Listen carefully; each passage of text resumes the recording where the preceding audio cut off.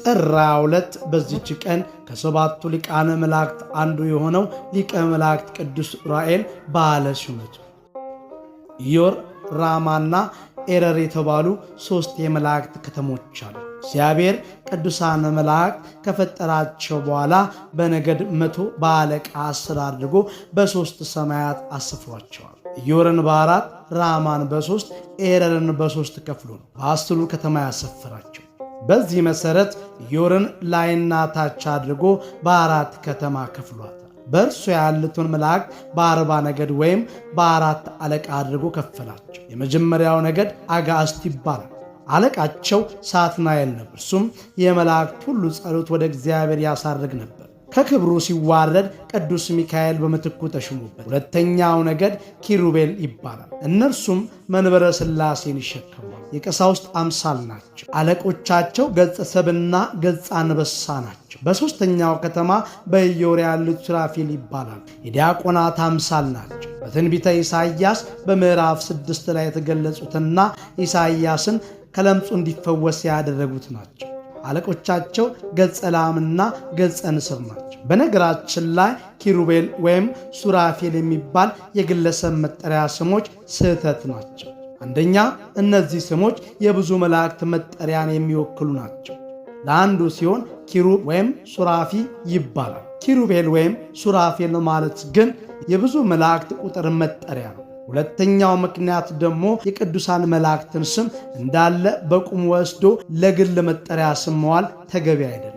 ወለተ ሚካኤል፣ ክንፈ ገብርኤል እየተባለ ይሰየማል እንጂ ቀጥታ ሚካኤል፣ ገብርኤል እያሉ ሰዎችን መሰየም ስህተት ነው። አራተኛው ከተማ በኢዮር ያሉት ኃይላት ይባላል። የእሳት ሰይፍ ይዘው በስሉስ ቅዱስ ፊት የሚቆሙ ናቸው። መንፈሳዊ ሕይወት የዛሉና የደከሙ ክርስቲያኖችን የሚያበረታቱ ናቸው። አለቃቸውም ቅዱስ ሚካኤል። ዳግመኛም እግዚአብሔር በራማ ያሉትን መላእክት በ30 ነገድ በ3 አለቃ አድርጎ ከፈላቸው። የመጀመሪያዎቹ አርባብ ይባላሉ። የሥላሴ እልፍኝ አስከልካዮች ናቸው። እግዚአብሔርን መንበር በክንፎቻቸው ይሸፍናሉ። አለቃቸውም ቅዱስ ገብርኤል። ሁለተኞቹ በራማ ከተማ ያሉት መናብርት ይባላሉ። ለእግዚአብሔር እጅግ ቅርብ የሆኑ ናቸው። የመብረቅ ጋሻቸውን የእሳት ጦራቸውን ይዘው የሥላሴ ጋሻ ጃግሬ ሆነው በተጠንቀቅ ይቆማሉ። የሰውን ችግር ለእግዚአብሔር ያቀርባል። አለቃቸው ቅዱስ ሩፋኤል። ሦስተኞቹ በራማ ከተማ ያሉት ሥልጣናት ይባላሉ። መላውን ፍጥረት ለመጠበቅ ሥልጣን የተሰጣቸውና የምጽአት ዕለት አዋጅ ነጋሪዎች ናቸው። አለቃቸው ቅዱስ ሱሪያል። ዳግመኛ እግዚአብሔር በኤረር ያሉትን መላእክት በ30 ነገድ በ3 አለቃ አድርጎ ከፈላቸው። የመጀመሪያዎቹ መኳንንት ይባላሉ። የሥላሴ የእሳት ባለቀስት ናቸው። የሰው ልጅ ልዩ ጠባቂዎችም ናቸው። በተለይ በአደጋ ጊዜ ሎጥን እንዳዳኑት ፈጥነው ይደርሳሉ። በዕለተ ምጽዋት የሰውን ሁሉ አጽም ሰብስበው ለትንሣኤ ዘጉባኤ ያበቃል። አለቃቸውም ቅዱስ ሰዳካኤል ነው። ሁለተኛዎቹ ሊቃናት ይባላል። የሥላሴ የእሳት ፈረሶች ናቸው። በእሳት ፈረስ ይመላለሳል። የእነዚህ 24ቱ ካህናት ሰማይ ሲሆኑ አለቃቸው ቅዱስ ሰላታኤል ነው። በኤረር ከተማ የሰፈሩት ሦስተኛዎቹ መላእክት ይባላል። ፍጥረትን ሁሉ የሚጠብቁ ናቸው። አለቃቸው ቅዱስ አናኤል ነው። በእነዚህ የማይጠበቅ ፍጥረት የለም። ዑራኤል የሚለው ስም ኡር እና ኤል ከሚለው 2 ቃላት የተመሰረተ ስም። ዑራኤል ማለት ትርጉሙ የብርሃን ጌታ የአምላክ ብርሃን ማለት ሲሆን ቅዱስ ዑራኤል ከ7ቱ ሊቃነ መላእክት አንዱ ሲሆን ከፍጥረተ ዓለም ጀምሮ በመብረቅና በነጎድጓድ ላይ የተሾመ መልአክ ነው። በመሆኑም መጽሐፈ ሄኖክ እንደሚገልጸው መባረቅት ለጥጋብና ለበረከት እንዲባርቁ፣ ነጎድጓድ ለሰላም እንዲሆኑ ያሰማራል።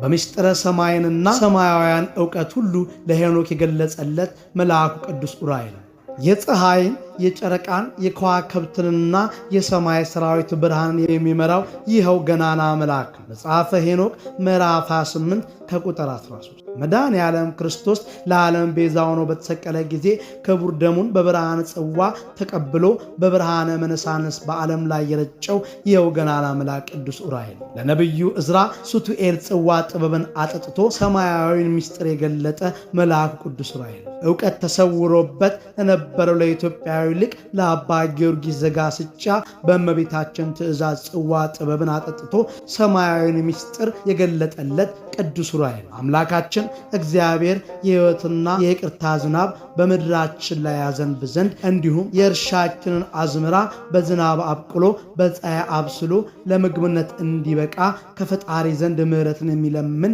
መልአክ ቅዱስ ዑራኤል ሊቀ አባ ጊዮርጊስ በመልአኩ አማላጅነት እጅግ ብዙ ድርሰቶችን የደረሱት መልአኩ ጽዋ ሕይወትን ካጠጣቸው በኋላ ነው። በመጀመሪያም አባ ጊዮርጊስ የተወለዱት በቅዱስ ዑራኤል አብሳሪነት በቅዱስ ሀገር ኢትዮጵያ የተመረቱ አብዛኛዎቹ ቅዱሳት ገዳማት በቅዱስ ዑራኤል መሪነት ነው። ድርሳኑ ላይ የማይጠቅሳቸው የሀገራችን የከበሩ ቅዱሳት ገዳማትና ቅዱሳት ነገሥታት የሉ። የብርሃን እናት ድንግል ወላዲተ አምላክ ከልጇ ከአምላካችን ከኢየሱስ ክርስቶስ ጋር ስትሰደድ መንገድ እየመራ ወደ ግብፅና ወደ ሀገራችን ኢትዮጵያ ያመጣቸው ቅዱስ ዑራኤል እመቤታችንን ከወደደች ልጇ ጋር በደመና ጭኖ መላ ኢትዮጵያን ካስጎበኛት በኋላ ቅድስት ሀገራችንን ለእመቤታችን የአስራት ሀገር እንድትሆን ያደረገው መልአኩ ቅዱስ ዑራኤል ነው። መልአኩ ቅዱስ ዑራኤል በዓመት 3 አበይት በዓላት አሉ። ጥር 22 በዓለ ሹመቱ፣ መጋቢት 27 የጌታችን ክቡር የሆነ ወርቅ ደሙን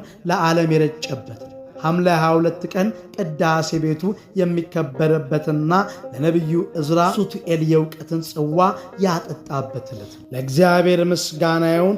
እኛንም በከበሩ ቅዱሳን መላእክት ጸሎትና ምልጃ ይማረን። በረከታቸው ከእኛ ጋር ትኑር ለዘላለሙ አሜን። ወስብሐት ለእግዚአብሔር።